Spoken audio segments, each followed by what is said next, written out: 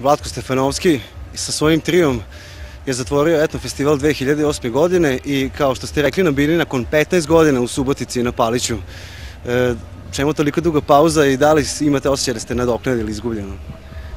Teško je nadoknaditi izgubljeno, ali drago mi je da smo se predstavili pred subotičkom publikom, nadam se u dobrom svetlu. Da, ja obično idem tamo gde me zovu. Nikad se nikome ne javljam da kažem ajmo da organizujemo da negde sviram. Verovatno nije bilo prostora ili nije bilo, šta ja znam, adekvatnog prostora ili nije bilo nekog promotera koji bi se uhvatio i koji bi pokazao entuzijazam da nas dovede ovde. Tako da je večeras fantastičan je prostor, stvarno sam bio inspirisan i ja i moji dečki. Još juče smo došli, dan ranije, i dobro je da smo došli juče, da se malo odmorimo, da prošetamo Suboticom, da popijemo kafu tu i tamo i da vidimo kome ćemo svirati. Tako da je sve proteklo u najboljem redu. Imate veze i sa Suboticom, s obzirom da ste nastupali na Subotičkoj omladini, a i priča se da ste pesmu Mamre ljudi napisali u hotelu Patria, kada ste imali neki problem na carini, kada je trebalo da se putuje negde u Rusiju, čini mi se.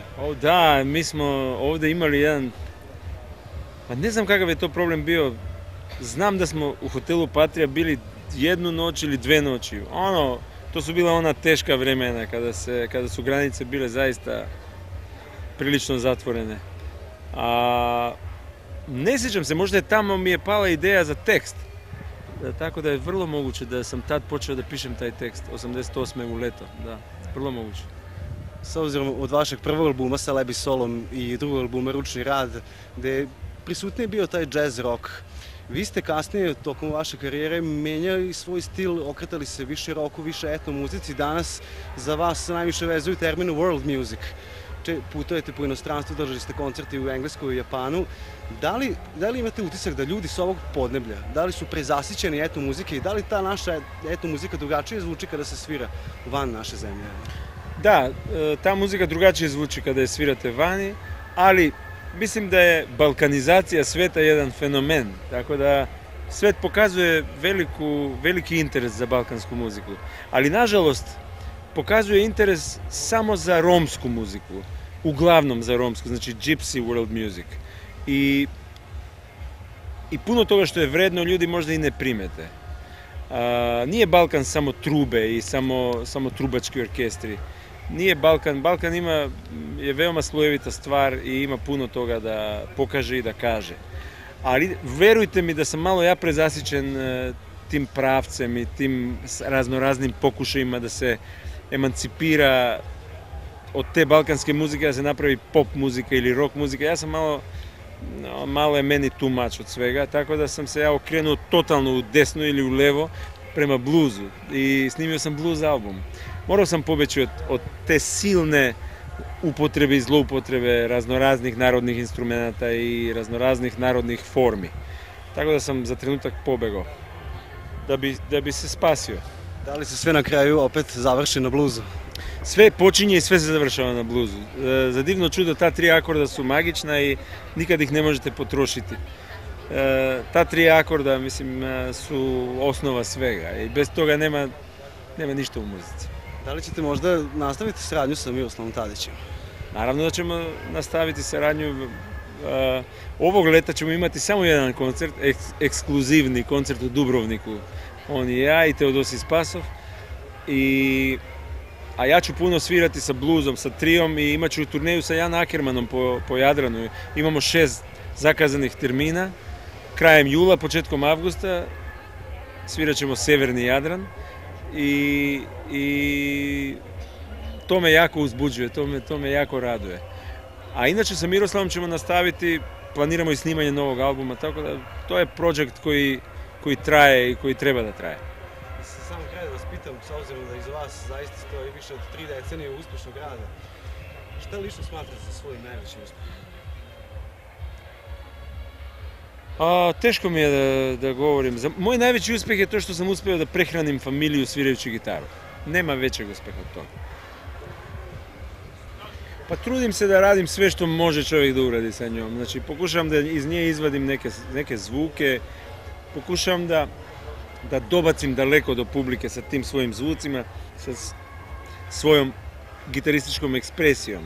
Pokušavam da izvadim mast iz te gitare, pokušavam da izvadim neki sadržaj, da napravim neku formu i da, šta ja znam, pokušavam da... To je apstraktna stvar, to je vrlo teško objasniti o čemu se tu zapravo radi. Ali mene uzbuđuje zvuk električne gitare i ja sam kao dečak stvarno zaražen tim soundom i ja stalno pokušavam da ga vratim i da ga iznova produciram i da ga, šta ja znam, da ga razvijam, da idem dalje sa tim soundom. Ne znam kako je večeras dobro zvučala gitara, mislim da je dobro zvučala. Da, ja sam malo perfekcionista u tom smislu, tražim posebnu opremu, sad sam spasilo me jednom, na tonskoj probi sam imao jedno pojačalo, a sad su mi donijeli još jedno i taj Fender koji je donesen sad je spasao moje večeras. Da sam bio samo na jednom pojačalu bio bi frustriran i nervozan. Odličan je bio zvuk. Pa mora biti, znate šta ja kombiniram, pokušavam da napravim neki balans i kompromis između čistog i produženog zvuka, čistog i distorziranog zvuka. Naravno, klinci kada počinju da sviraju električne gitare, oni su fascinirani distorziranim zvukom. Mene sve manje zanima taj distortion sound, sve više me zanima clean kod gitare, znači čisti sound. To je jako teško svirati, taj čisti sound, jako je teško to svirati na takvom soundu, ali to je ono što me uzbuđuje. Savremena muzika, to je, šta ja znam, kuda ide. Nažalost, retro je vrlo popularna stvar. Mislim da se elektronika polako troši i ta tehno muzika polako, ne polako, nego mislim da se brzo troši.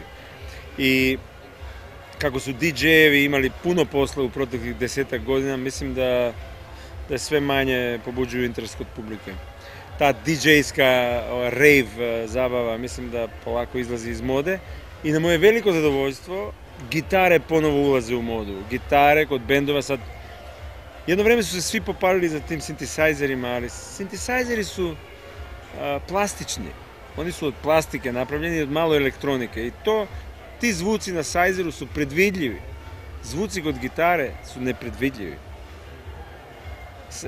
Zvuci kod synthesizera, ne govorim protiv synthesizera, naravno imam ih puno kući, ali kada upoređujem, gitara je jedno 3 galaksije ispred zvuka synthesizera. A gdje ide muzika, to je zanimljivo pitanje. Svaka generacija ima pravo na svoju muziku. Ali vidite, moja čerka, recimo koja je tinejdžerka još uvijek, ona se vraća nazad, ona sluša Led Zeppelin, preko Guns N' Roses je doznala za Led Zeppelin i sluša rock and roll, ne ide na tehno zabave. Čudno. Turbo zabave. Bog da čuva, to nema kod nas, mislim ima u Makedoniji toga, ali moja djeca se nisu primila na to. I nadam se da nikada neće. Znate šta, ja ne tražim emociju u gitari, ja pokušavam da gitarom prenesem emocije koje su u mojoj duši. Meni je gitara samo sredstvo da ispričam neku priču. Tako da svako od nas ima svoj emocionalni kapacitet i svako od nas pokušava na različite načine da ga ispolji ili da ga pokaže ili da ga prenese dalje. U muzici je najvažnija emocija po meni. Ja sam malo romantičar možda, ali emocija je najvažnija stvar u muzici. Postoji naučna muzika, postoji moderna muzika koja je, recimo, apstraktna muzika, moderna muzika 20. veka, koja se bavi više formom i razbijanjem forme. Sve je to u redu, mislim, ja sam i to slušao kao klinac, i John Cagea, i Schoenberga, i Stravinskog, slušao sam puno te savremene, moderne muzike, ali meni je emocija, meni je Mozart i Bach su mi favoriti. Mozart pogotovo. Ja se ne vraćam u Lebisol, ja sam te stvari komponirao, ja sam te stvari aranžirao. Ja sam prolazio kroz te faze svoje muzičkog razvoja i to je moja muzika, ja sam tekstove pisao i kompozicije pisao. Ne delim ja to na Lebisol ili na post Lebisol, meni je to jedno te isto. Ja sam Kumovu slamu napisao, Kao kakao sam napisao, Čuvam noć od budnih sam napisao. Aranžirao sam Jovano Jovanke, aranžirao sam sve i svašta od tog materijala, tako da, šta da vam kažem, sve za mene to je jedno te isto. I blues kad sviram, i kad sviram narodnu makedonsku muziku, za mene je to, ne mogu reći jedno te isto, to nije jedno te isto u formi, ali je meni, u mom feelingu je to meni jedno te isto. Ja mu se mogu pohvaliti da sam već napravio jednu narodnu pesmu, to je Gypsy Song. To se već svira po kafanama, po splavovima, po Beogradu, to se svira kao narodna pesma i to je meni najveći kompliment. Znači, ako uspete da od neke pesme napravite narodnu, to je... Gypsy Song je već postala narodna pesma. Šutka i Topana je neki je zovu Bel konj. Neki je zovu Bel konj i to je to. I to ljudi sviraju, svi narodni muzičari, svi svadbari, tezgaroši, svi znaju da je sviraju. I to je najveća stvar. A ja sam to komponirao i pisao tekst. Prekrasan je grad, prekrasan i publika je fantastična. A pa neverovatni su, publika je fantastična. Fantastična. Znači da dolazite opet? Pa ne, ako me neko zove, da, naravno. Kad nas zovu, mi dolazimo. Hvala vam puno. Hvala.